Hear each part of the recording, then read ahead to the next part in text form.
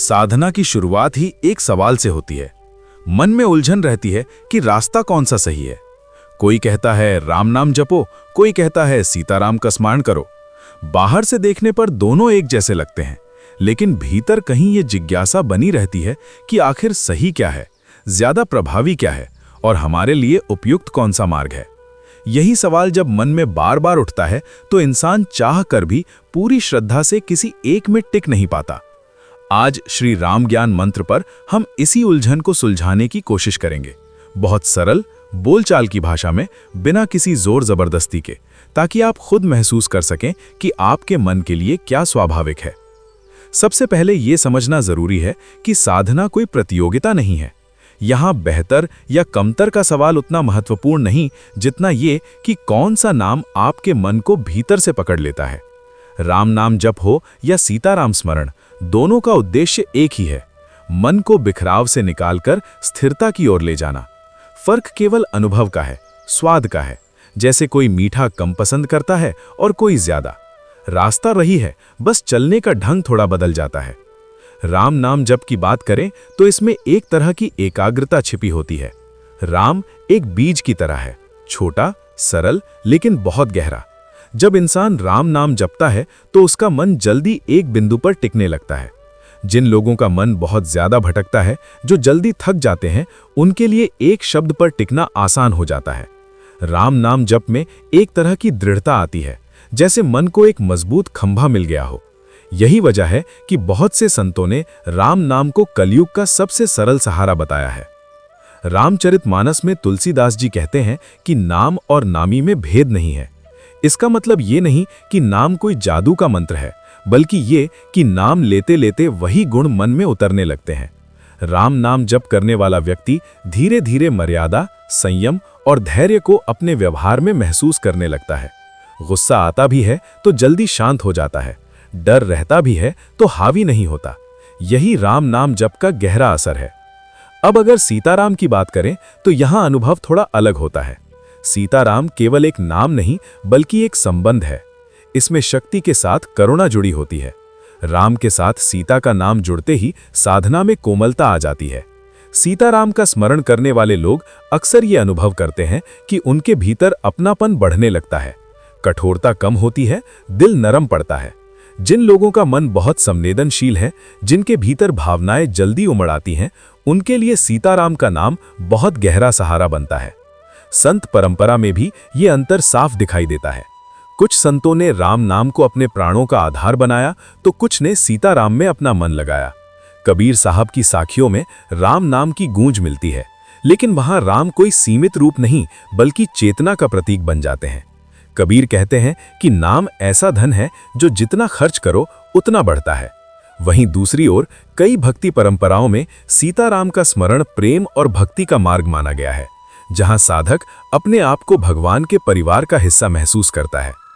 राम नाम जप करने से मन में एक प्रकार की दृढ़ शांति आती है। ये शांति किसी भावुक लहर की तरह नहीं, बल्कि गहरी और स्थिर होती है, जैसे तालाब का पानी बिना हिले साफ दिखाई देता है। इसके विपरीत सीताराम का स्मरण मन में भाव का संचार करता है। वहां आंखें नम हो सकती हैं, दिल भर सकता है और भीतर एक मीठी सी कसक उठ सकती है। दोनों अनुभव अलग अलग हैं, लेकिन दोनों ही मन को शुद्ध करते हैं। गीता में भी कहा गया है कि भक्ति के मार्ग अनेक हो सकते हैं, लेकिन लक्ष्य एक ही होता है। कोई ज्ञान के रास्ते से जाता है, कोई कर्म से, कोई भक्ति से। राम नाम जप और सीताराम स्मरण भी उसी भक्ति के दो रूप हैं। फर्क इतना है कि एक में साधक ज्यादा भीतर की शक्ति को महसूस करता है और दूसरे में संबंध और प्रेम को। बहुत से लोग पूछते हैं कि क्या दोनों को साथ साथ किया जा सकता है? उत्तर है हाँ, लेकिन यहां भी मन की प्रवृत्ति को समझना जरूरी है। कुछ लोग सुबह राम नाम जप करते हैं, जिससे दिन की शुरुआत स्थिरता से हो, और शाम को सीताराम का स्मरण करते हैं, जिससे दिन की थकान प्रेम में घुल जाए। ये संतुलन कई लोगों के लिए बहुत उपयोगी साबित होता है, लेकिन अगर मन किसी एक में टिक जाए तो उसी को पकड़कर चलना बेहतर होता है। गरुड़ पुराण और अन्य ग्रंथों में नाम स्मरण को कलयुग का सबसे सरल उपाय बताया गया है। वहां यह नहीं कहा गया कि केवल यही नाम लो या वही नाम लो, बल्कि ये कहा गया है कि जो नाम मन को ईश्वर से जोड़ दे वही पर्याप्त है। कलयुग में जहां मन चंचल है और समय कम, वहां नाम का सहारा बहुत बड़ा वरदान है। सूरदास जी के पदों में सीताराम भाव की झलक मिलती है, जहां भक्ति केवल साधना नहीं बल्कि जीवन का रस बन जाती है। वहीं तुलसीदास जी के यहाँ राम नाम एक आधार है, एक मर्यादा है जो जीवन को दिशा देता है। दोनों संतों का मार्ग अलग दिखता है, लेकिन दोनों की मंजिल एक ही है, ईश्वर से जुड़ाव। असल सवाल ये नहीं कि राम नाम जप करें या सीताराम। असल सवाल ये है कि आपका मन किस में ठहरता है।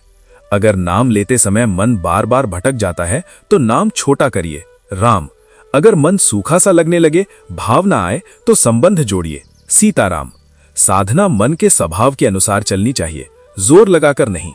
धीरे धीरे साधक ये समझने लगता है कि नाम कोई बाहरी सहारा नहीं बल्कि भीतर की शक्ति को जगाने का माध्यम है। राम नाम जप करने वाला हो या सीताराम स्मरण करने वाला, दोनों के जीवन में एक बात समान दिखाई देती है, वे संकट में भी टूटते नहीं।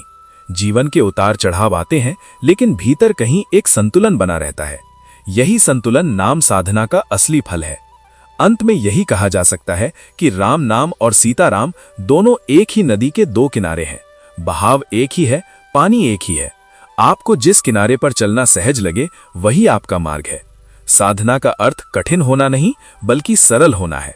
जब नाम बोझ न लगे बल्कि सहारा बन जाए, तभी समझिए कि आप सही रास्ते पर हैं।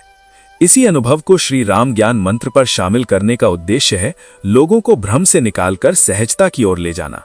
अगर आपको इस चर्चा से अपने मन का उत्तर मिला हो, अगर आपको समझ आया हो कि आपके लिए राम नाम जप उपयुक्त है या सीताराम स्मरण, तो उसी मार्ग पर श्रद्धा से आगे बढ़िए।